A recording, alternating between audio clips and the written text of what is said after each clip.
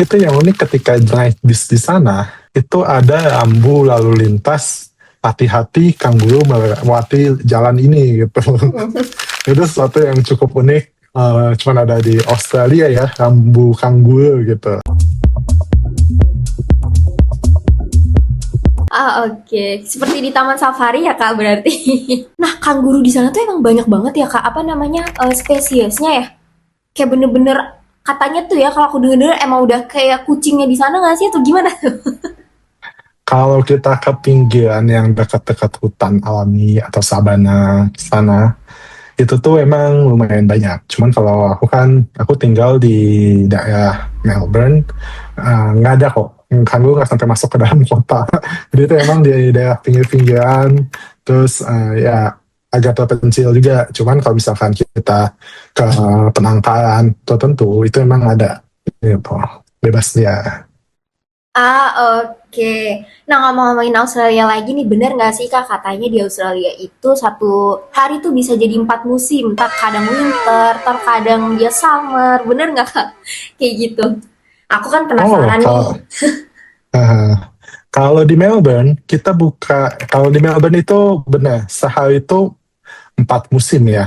Karena kita nih kemarin, aku pas sekarang hari Kamis, berarti hari Selasa, itu tuh dia suhunya pagi-pagi tuh di angka 10 derajat. Padahal kalau misalkan dari musim, kita masih di summer. Nah, cuman besokannya itu suhunya itu udah 30 derajat. Jadi dalam jangka waktu 24 jam, drastis dari 10 derajat ke 30 derajat gitu. Tapi di satu sisi, kita kalau misalkan di Melbourne, kita masih bisa ngelihat aurora. Kemarin kita ngelihat aurora di bulan Januari awal, sama di bulan Agustus. Jadi kalau misalkan lagi ada fluktuasi dari kutub, itu kita tinggal ke pantai, dekat pusat kota, itu bisa kelihatan auranya. Wow, ya ampun. Ih, jadi pengen deh. Nah, terus gimana Kak kalau misalnya so far nih, Kak Panji udah semester ketiga, berarti udah kayak adaptasi Kak sama lingkungan di sana dan gimana sih Australia itu so far gitu menurut Kak Panji? Kalau aku nyaman di Australia karena gini, dia menghargai apa yang kita kerjakan ya. Jadi semuanya itu uh, penghargaannya itu cukup layak dan jelas. Dan kita di sini sangat menghargai individu masing-masing gitu ya. Kalau kita kan budaya Indonesia sebelumnya kan budaya kepo ya, gitu itu ya. Kayak semua orang tuh perlu tahu. Cuman kalau misalkan di sini kita cenderung individualistis, tapi di satu sisi lingkungan itu society itu bukan yang nggak pedulian, tapi kalau misalnya kita menghargai kebebasan individu masing-masing, tapi kalau misalkan kita butuh atau apa, society itu juga ngebantu kita gitu. Jadi di sini pun lingkungan itu cukup bagus gitu ya. Apalagi kalau aku juga sempat aktif sempat kenal lah orang-orang dari komunitas grup Indonesia Melbourne. Itu jadi banyak diaspora yang di sini bekerja atau mungkin sedang kuliah di Melbourne, dan dengan dari cerita mereka, mereka merasa mereka tuh lebih diberlakukan manusiawi di sini seperti itu. Ah, oke. Jadi simpelnya aja hal-hal kecil mereka bisa menghargai dan diapresiasi gitu ya Kak. Dan memang mungkin nggak seperti orang Indo yang kepoan gitu ya. Di sana dia lebih individualisme, tapi mereka tetap apa saling peduli gitu. Wow, sip, sip, sip. Nah, oke, baik lagi nih Kak ke beasiswanya. LPDP ini kan memang diharuskan balik lagi nih ke Indonesia ya kan Kak? Nah, apa sih kontribusi yang yang mau Kak Panji bawa untuk Indonesia nantinya di masa depan, mungkin setelah balik, apa tuh Kak? Oke. Sebelumnya sendiri aku sempat ngajar di Hacktivate di coding bootcamp. Jadi aku sendiri tuh karena sebelumnya dari situ pun aku juga sempat ngajar di, kalau misalkan tahu program Kampus Merdeka. Nah, jadi itu Kampus Merdeka itu aku sempat ngajar di ngebawain satu kelas terkait web development di Kampus Merdeka. Karena aku memiliki spesialisasi di bidang kayak website. Terus nanti aku mempunyai spesialisasi di bidang cybersecurity. Kenapa kita nggak integrasiin aja nih kelasnya nih antara cybersecurity sama web. Jadi developer-developer itu belajar tuh nggak cuma dari sisi oke, bikin website pakai AI, klik, bikin prompt, jadi tapi dari sisi security-nya tuh kurang. Nah, di sini mungkin aku mau melanjutkan ya kelasku mengajar ke arah cyber security-nya juga. Jadi kita lihat dari aspek keamanannya itu seperti apa yang harus diperhatikan gitu. Mungkin itu salah satu kontribusiku untuk ketika udah pulang lagi ke Indonesia, seperti itu. Oke, jadi lebih memfokuskan ke cyber security-nya lagi ya, Kak. Ketika nanti bekerja jadi lebih improve gitu.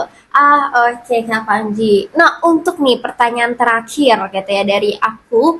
Ini kan banyak banget nih teman-teman mungkin pejuang beasiswa atau mungkin seperti aku yang tertarik juga nih setelah ngobrol sama Kak Panji untuk ikut beasiswa ke luar negeri, mungkin punya goals juga pengen kuliah di luar negeri, belajar di luar negeri. Ada nggak sih Kak motivasi-motivasi nih buat teman-teman para pejuang beasiswa yang mereka tuh ngerasa lagi kayak minder, insecure, kayak maju mundur nih, gue daftar gak ya gitu. Ada nggak Kak kira-kira boleh nggak kasih motivasi gitu ke teman-teman dan tipsnya? Aku sendiri bilang, yang penting itu fokus. Karena aku belajar IELTS itu 4 bulan sambil kerja. Jadi buat teman-teman yang misalkan lagi bekerja, terus mikir, mau beasiswa tapi nggak ada waktu. Itu sebenarnya sih cuma alasan ya, soalnya aku sendiri, posisinya aku masih bekerja, jadi aku masih malam-malam bahkan sampai jam 12, jam 1, aku masih nge-review-review bahasa Inggrisku, terus proposal bahasa motivation letter buat MPDP. Jadi menurutku fokus itu adalah yang paling penting. Kalau misalkan kamu tahu apa goalsmu, jadi apapun itu halangannya tuh, ya itu tuh nggak jadi sebuah hambatan gitu. Jadi yang penting adalah tetap fokus tujuan kamu apa, kamu tahu goalsnya apa, terus konsistenin. Nggak perlu kayak sehari harus jadi, pelan-pelan aja, mulai dari satu kalimat, satu paragraf, nanti lama-lama juga kebentuk sendiri. Ya, karena kita selalu akumulasi dari progres kita itu sehari-harinya. Seperti itu. Keren banget, iya benar sih Kak. Karena iya sebenarnya dengan kemauan diri sendiri kalau mereka memang udah siap, apapun tuh nggak menjadi rintangan ya Kak. Kayak Kak Panji ternyata guys buktinya kayak 4 bulan ternyata ya sambil kerja sambil belajar IELTS dan akhirnya bisa gitu mencapai tujuannya untuk belajar kuliah di luar negeri kayak gitu. Ya emang namanya juga setiap orang dari start dan finishnya juga beda-beda ya Kak. Gitu. Wow, keren banget. Nah, Kak Panji, oke terakhir banget deh. Boleh nggak sih Kak kasih satu kata deh yang menggambarkan perjalanan Kak Panji selama ini? Boleh nggak Kak? Oke, aku selalu punya moto hidup adalah always expect unexpected. Karena hidup itu nggak sesuai dengan prediksi kita sendiri. Gitu. Wow, ya bener sih Kak. Karena hidup nggak sesuai prediksi kita sendiri. Oke, oke. Thank you Kak Panji. Thank you guys. Itu dia tadi ya. Kita kira udah ngobrol-ngobrol bareng Kak Panji, dapat insight yang banyak juga. Apalagi aku juga semoga bisa mengikuti jejaknya Kak Panji untuk bisa kuliah dan S2 di luar negeri. Dan teman-teman juga tuh yang nonton ini yang mungkin ngerasa insecure dan kalian juga pejuang beasiswa mungkin bisa nonton karena kita mendapatkan insight banyak nih dari Kak Panji.